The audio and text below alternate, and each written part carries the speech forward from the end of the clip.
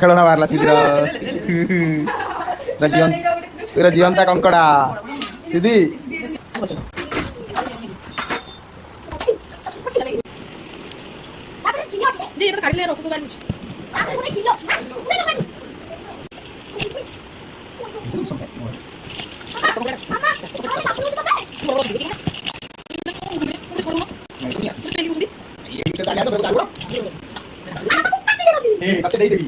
ପାରାଦୀପ କଙ୍କଡା ପ୍ରିପାରେସନ୍ ଆମର ଅର୍ଦ୍ଧାଙ୍ଗିନୀ ମହୋଦୟା ଆଉ କଙ୍କଡା ଛଡ଼େଇ ତ ସିଝେଇଲା ପରେ ତାଙ୍କର ଆମର କଙ୍କଡା ସିଝା ଚାଲିଛି ବର୍ତ୍ତମାନ ଏବଂ ଭିତରେ କଙ୍କଡା ମାନେ ଗରମ ପାଣିରେ ପଡ଼ିଲା ପରେ ମଧ୍ୟ ବର୍ତ୍ତମାନ ସୁଦ୍ଧା ମଧ୍ୟ ଛଟପଟ ଚଲେଇଛନ୍ତି ମାନେ ତାଙ୍କର ଲଢ଼େଇ ବର୍ତ୍ତମାନ ସୁଦ୍ଧା ମଧ୍ୟ ଚାଲିଛି କେମିତି ଆମେ ବଞ୍ଚିଯିବୁ କିନ୍ତୁ ଆମେ କ'ଣ କରିବା ମିଷ୍ଟର କଙ୍କଡା ଆଣ୍ଡ ମିସେସ୍ କଙ୍କଡା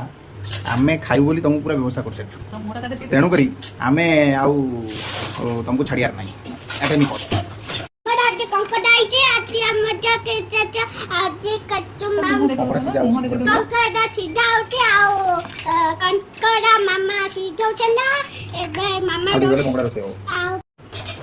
କଙ୍କଡ଼ା ବର୍ତ୍ତମାନ ସିଝିକିନା ପାଖାପାଖି 25% ସିଝିଗଲାଣି ଆଉ କଙ୍କଡ଼ାର କଲର୍ ବି ଧୀରେ ଧୀରେ ଚେଞ୍ଜ ହେଇଗଲାଣି ନେଳିଆ କଙ୍କଡ଼ା ଥିଲା ଆମେ ଯେତେବେଳେ କଙ୍କଡ଼ା ଛଡ଼ଉଥିଲୁ ନୂଆ ଯେତେବେଳେ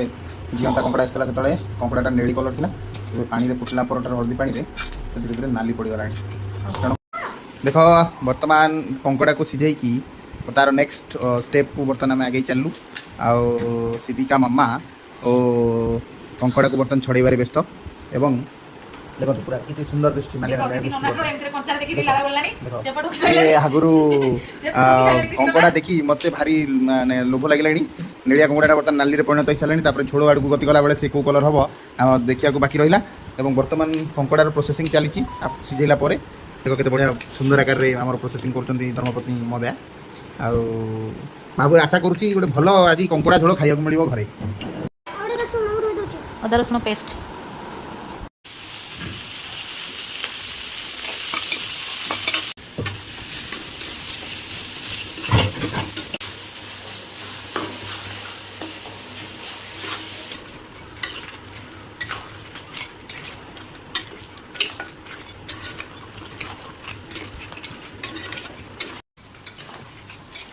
କପଟେ କଙ୍କଡ଼ା କଷା ସେପଟେ ପଣସ କଠା